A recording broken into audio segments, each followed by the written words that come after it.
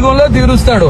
ఆ యశోదనే ఈ వకుల, ఆ వేదవతి పద్మావతి, ఆ రాముడే ఈ స్వామి, ఆ సీతే ఈ లక్ష్మి.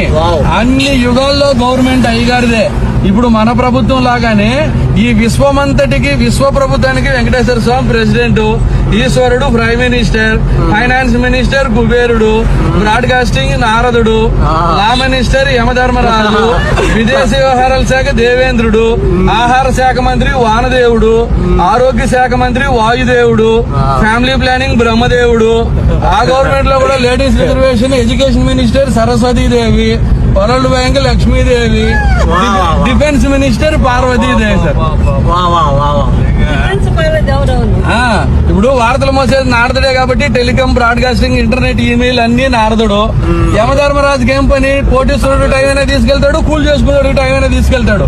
తప్పు చేసినోడు ఆయన దగ్గర పనిష్మెంట్ గ్యారంటీ కదా, లా అండ్ ఆర్డర్.